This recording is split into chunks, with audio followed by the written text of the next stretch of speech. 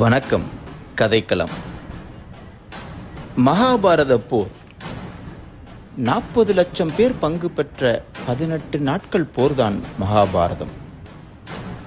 இதில் எத்தனை லட்சம் வீரர்கள் பங்கேற்றிருப்பார்கள் என்பதை நம்மால் அறிய முடிகிறதா? மகாபாரதம் சொல்கிறது 18 அக்ரோனி படைகள் என்று. அது என்ன அக்ரோனி? தெரிந்து கொள்வோமா?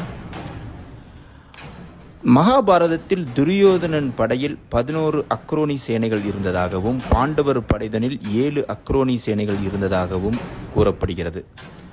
சல்யனின் மதுராப்படை, பூரியின் சுவர்கள் படை, கிருஷ்ணனின் கிருதவர்மன் படை, சயசந்திரனின் படை, கம்போசித சுதாக்கனின் படை, அனுபந்தன் விந்தன் அவாந்தை படை, கோசய சகோதரர்களின் படை, அஸ்தினாபுரத்து படை என 11 படைகள் துரியோதனின் படைதனில் இருந்தது.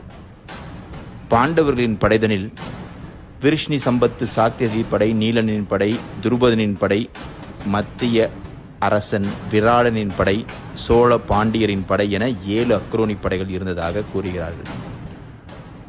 அது என்ன அக்ரோனி? ஒரு அக்ரோனி படை என்பது 21,870 தேர்களும் 21,870 யானைகளும் 65,610 குதிரைகளும் 1,09,350 படை வீரர்களும் கொண்டதுதான் ஒரு அக்ரோனி. அதனால்தான் மகாபாரத போர்களில் பங்கு பெற்ற படை வீரர்களின் எண்ணிக்கை 40 லட்சம் என்கிறார்கள். ஒரு படைப்பிரிவு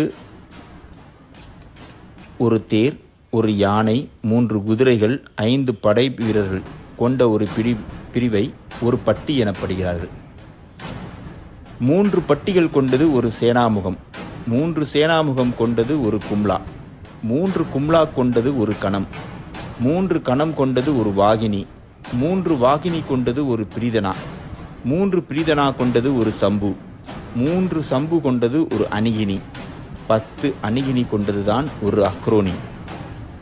இந்த பட்டியலில் படிதான் ஒரு அக்ரோனி படையில் 21,870 தேர், 21,870 யானை, 65,610 குதிரை, 1,09,350 படை வீரர்கள் என கணக்கிட்டு 40 லட்சம் படை வீரர்கள் பங்கு கொள்வதாக அறிய முடிகிறது.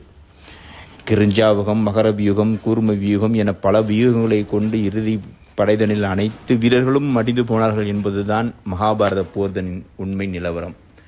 அக்ரோனி படையை பற்றி அறிந்து கொண்டோமா? நன்றி, வணக்கம். இந்த சேனலை சப்ஸ்கிரைப் செய்யவும்.